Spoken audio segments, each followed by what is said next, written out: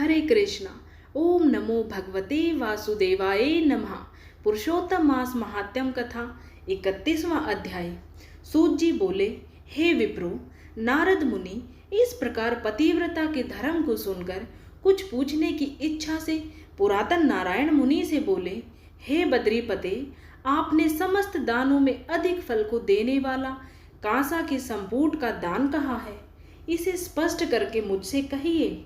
श्री नारायण भगवान बोले, हे ब्रह्मांड, पहले समय में पार्वती माता ने इस व्रत को किया था। उस समय श्री महादेव जी से पूछा कि हे महादेव जी, इस व्रत में उत्तम दान क्या देना चाहिए, जिसके देने से मेरा पुरुषोत्तम व्रत संपूर्ण हो जाए। हे दया सिंधु, समस्त प्राणियों के कल्याण के लिए उस दान को मेरे से कहिए।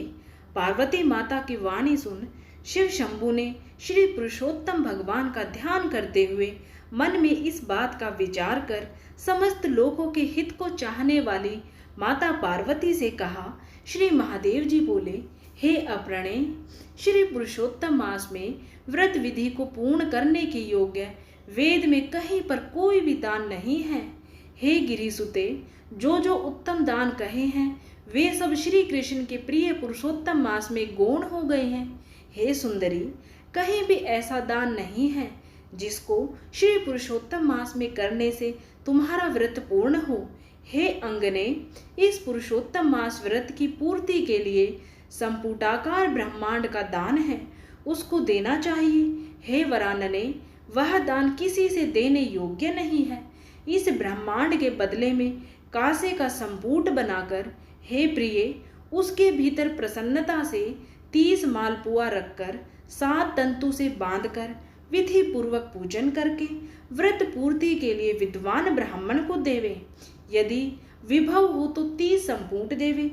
धुर्जटी भगवान के उपकारक और सुंदर वचन को सुनकर पार्वती माता प्रसन्न हो गई। हे नारद, पार्वती 30 कांसे के संपुट को विद्वान ब्राह्मणों को देकर तथा व्रत विधि को पूर्ण कर अत्यंत प्रसन्न हुई।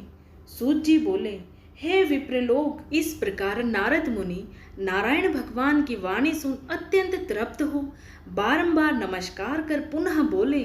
नारद मुनि बोले, सब साधनों से श्रेष्ठ यह पुरुषोत्तम मास है। इसका उत्तम महात्म्य सुन मेरे को ऐसा निश्चय हुआ, केवल भक्ति पूर्वक श्रवण करने से भी मनुष्यों के महान पापों का क्षय हो जाता है, तो श्रद्धा और विधि से करने वाले का तो फिर कहना ही क्या है। ऐसा मेरा मत है। इसके बाद मेरे सुनने को कुछ भी शेष नहीं रहा है, क्योंकि अमृत से तृप्त मनुष्य दूसरे जल की इच्छा नहीं करता है। सूत जी बोले, मुनि श्रेष्ठ विप्र नारद जी इस प्रकार कहकर चुप हो गए और प्राचीन मुनि नारायण के श्रेष्ठ चरण कमल को नमस्कार किया। जो प्राणी इस भारतवर्ष में जन्म को प्राप्त कर उत्तम श्री पुरुषोत्तम मास का सेवन नहीं करते हैं, न श्रवण करते हैं, वे मनुष्य ग्रह में आसक्त रहने वाले मनुष्यों में अधम हैं।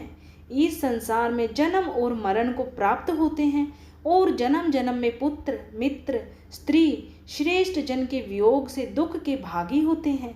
हे द्विज श्रेष्ठ, इस पुरुषोत्तम मास में असत शास्त्रों को नहीं कहें, दूसरे की सैया पर शयन नहीं करें, कभी असत्य बातचीत ना करें, कभी दूसरे की निंदा ना करें, प्राण को नहीं खाएं और दूसरे की क्रिया को नहीं करें। शठता त्याग ब्राह्मण को दान देवे। धन रहने पर शठता करने वाला रोरव नरक को जाता है। प्रतिदिन ब्राह्मण को भोजन दे और व्रत करने वाला दिन के 4 बजने पर भोजन करे। वे पुरुष धन्य हैं जो इस लोक में भक्ति और विधान से प्रेम पूर्वक पुरुषोत्तम भगवान का नित्य पूजन करते हैं। इंद्रदुम्न, शतदुम्न, यौवनाश्वर और भागीरथ राजा पुरुषोत्तम का आराधन का भगवान के समीप चले गए। इसलिए समस्त साधनों से श्रेष्ठ, समस्त अर्थदायक पुरुषोत्तम भगवान का सब तरह से सेवन करना चाहिए। गोवर्धनधारी, गोप स्वरूप गोपाल, गोकुल के उत्सव स्वरूप ईश्वर हर, गोपिकाओं के प्रिय गोविंद भगवान को मैं नमस्कार करता हूँ या करती हूँ। प्रथम कौंडिन्य ऋषि ने इस मंत्र को बार बार कहा है कि जो इस मंत्र का भक्ति से जप करता हुआ पुरुषोत्तम मास को व्यतीत करता है वह पुरुषोत्तम भगवान को प्राप्त करता है। नवीन मेघ के समान श्याम दो भुजा वाले सुरलीधर शोभमान पित्त वस्त्रधारी सुंदर राधिका के सहित पुरुषोत्तम भगवान का ध्यान करें। पुरुषोत्तम भगवान का ध्यान और पूजन करता हुआ पुरुषोत्तम मास को व्यतीत करे। इस प्रकार जो मनुष्य भक्ति से व्रत करता है वह अपने समस्त अभीष्ट को प्राप्त करता है। हे तपोधन, यह गुप्त से भी गुप्त व्रत जिस किसी को नहीं कहना चाहिए मैंने भी किसी के सामने नहीं कहा है। हे विप्रलोक, अभीष्ट फलदायक पवित्र इस पुराण को आदर पूर्वक सर्वदा श्रवण करना चाहिए। एक श्लोक मात्र के श्रवण से मनुष्य के समस्त पाप नष्ट हो जाते हैं। हे मुनि श्रेष्ठ, गंगादि समस्त तीर्थों में स्नान से जो फल मिलता है वह फल पुरुषोत्तम मास महात्म्य के श्रवण से मिलता है। मनुष्य पृथ्वी की प्रदक्षिणा करता हुआ जिस पुण्य को प्राप्त करता है वह पुण्य पुरुषोत्तम मास महात्म्य के श्रवण से होता है। ब्राह्मण ब्रह्म तेज वाला, क्षत्रिय पृथ्वी का मालिक, वैश्य धन का मालिक होता है और शूद्र श्रेष्ठ हो जाता है। और जो दूसरे पशुचर्या में तत्पर किरात, हूण आदि हैं वे सब पुरुषोत्तम के महात्म्य श्रवण से मुक्ति को प्राप्त करते हैं। जो पुरुषोत्तम मास के महात्म्य को लिखकर और वस्त्र आभूषण आदि से भूषित कर विधि पूर्वक ब्राह्मण को देता है वह तीनों कुलों का उद्धार करके जहाँ पर गोपिकाओं के समूह से घिरे हुए श्री पुरुषोत्तम भगवान हैं ऐसे दुर्लभ गोलोक को जाता है। जो इस उत्तम महात्म्य को लिखकर गृह में रखता है उसके गृह में समस्त तीर्थ निरंतर विलास करते हैं। अनंत पुण्य को देने वाले महीनों में श्रेष्ठ पुरुषोत्तम मास के महात्म्य को सुन समस्त मुनि लोग आश्चर्य करने लगे और वे भगवान की चरण सेवा में अत्यंत निपुण मुनि लोग विनय पूर्वक सूत जी के पुत्र से बोले, हे सूत, हे सूत, हे महाभाग, हे महामते, तुम धन्य हो। तुम्हारे मुख से अमृत पान कर हम सब अत्यंत कृतार्थ हो गए।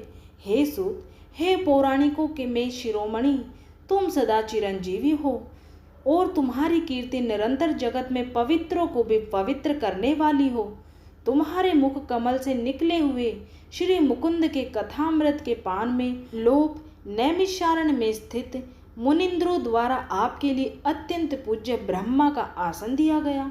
जब तक विष्णु भगवान की कीर्ति पृथ्वी पर रहे तब तक इस पृथ्वी पर मुनियों के समाज में हरि भगवान की सुंदर कथा को आप कहते रहे।